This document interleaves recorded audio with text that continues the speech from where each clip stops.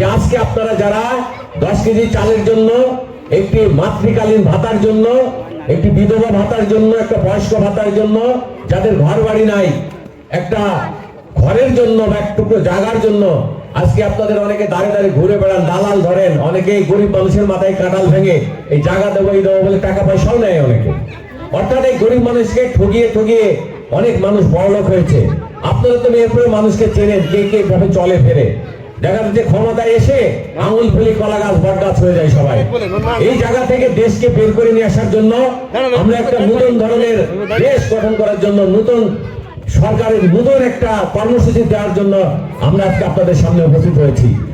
আজকে এই ছোট্ট এই বৈঠকে, উঠান বৈঠকে আপনাদের আমরা বলতে চাই যে আগামী দিন কোন গরিব মানুষ তার প্রাপ্য অধিকার থেকে আর বঞ্চিত হবে না।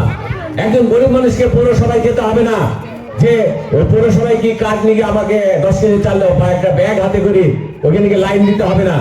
আমরা যে কর্মসূচি নিয়েছি সরকার, আমরা তো যতই বড় বড় কথা বলি, আমরা তো ঘরের জমি বিক্রি করে নিয়ে এসে তার মানুষের কাজ করিনি, করি বলেন? করিনি। সবই সরকারের, মানে আপনাদেরই ঘাম ঝরানো পয়সা সরকারের কাছে জমা হয়, সেই টাকা দিয়ে এটা একটা বন্টন করা হয়। কিন্তু এইখানে কিছু লোক, কিছু নেতা বছরের পর বছর আমাদেরকে বঞ্চিত করেছে, অতীতের সরকারগুলো বঞ্চিত করেছে। আমরা কর্মসূচি নিয়েছি, আমাদের নেতা তারেক রহমান 31 দফা ঘোষণা করেছে। সেই 31 দফার মধ্যে হচ্ছে সরকারের কাছে আমরা এতদিন গেছি, আমরা পৌরসভায় যাইনি, বিভিন্ন জায়গায় খাজনা দিতে, ভূমি বসে যেতে, বিভিন্ন জায়গায় যেতে হয়। আগামী দিনের কর্মসূচি হচ্ছে সরকার আপনার বাড়ির দরজায় আসবে, সরকার আপনার বাড়ির দরজায় আসবে, বাড়ির দরজায় এসে খোঁজ নেবে আপনার কি অবস্থা। আপনি যদি দুস্থ মানুষ হন, গরিব মানুষ হন, আপনাকে 10 কেজি 20 কেজি চালের জন্য কোনো জায়গায় ধর্ণা দিতে হবে না, ওই চাল আপনার বাড়ির গেটে পৌঁছে যাবে। সরকার বেতন দেয়, সরকারের চাকরি করে বেতন দেয় না, বেতন তো নাই।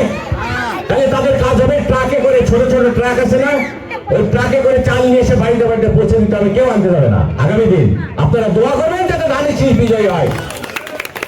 তারপরে আমাদের নেতা তারেক রহমান ঘোষণা দিচ্ছে ফ্যামিলি কার্ড। ফ্যামিলি কার্ড মানে পারিবারিক কার্ড, পরিবার। এইখানে একটা ইয়ে করা হয়েছে, পরিবারে অনেক পরিবারে তো একজন মানুষ থাকে, বয়স্ক মানুষ থাকে, যে বাড়ির গার্জিয়ান অভিভাবক থাকে না, তার নামে ওই কার্ড হবে। তার বাড়িতে যদি 5 জন সদস্য থাকে, 10 জন থাকে, 3 জন থাকে, সেই মোতাবেক ওই পরিবারের যে বয়স্ক মানুষ, যে মহিলা, তার নামে ওই কার্ডটা হবে। সে ওই কার্ড দেখেই সে কিন্তু সরকারি সহযোগিতা পাবে। আপনারা এই যে চিকিৎসা, যারা গরিব মানুষ তারা তো একদমই চিকিৎসা পায় না, প্রাইভেট দেখাতে গেলে তো অনেক টাকা পয়সা লাগে, কিন্তু হাসপাতালে কিন্তু সঠিক চিকিৎসাটা হয় না।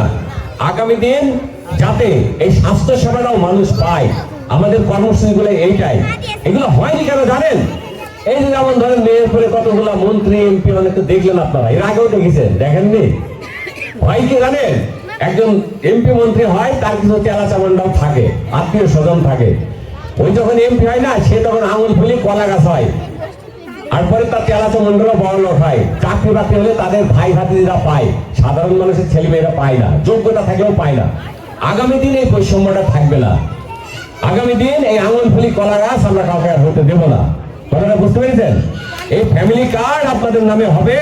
আর একটা ব্যাপার হলো, অনেক আমাদের এটা পৌরসভা, যদিও তো পৌরসভার মধ্যে অনেক কিন্তু কৃষক আছে না, গ্রামে তো আছেই। এই যারা মাঠে ঘাটে কাজ করে কৃষক, এই কৃষকদের নামেও একটা কার্ড হবে, যাতে করে ওই কৃষকের সন্তানরা বিনা পয়সায় পড়ালেখা করতে পারে। কার্ড থাকলে পড়ালেখা করতে পারে।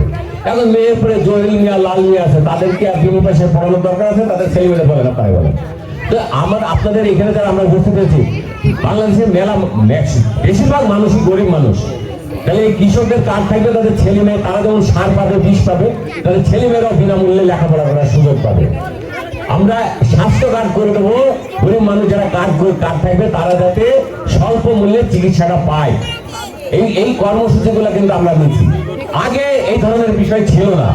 তো আমরা এখন ধরে এত বড় বড় কথা বলছি, আপনাদেরকে সামনে নিয়ে কথা বলছি, যে দিয়ে আবার যখন আমরা হইতাম না কিছু একটা, আপনারা ভোট দেবেন, আমি ক্ষমতা পাবো, বিরাট ক্ষমতাদার হয়ে যাবো আমি, দেখো তখন তার আপনাদের আর চিনবো না, ঠিক আছে?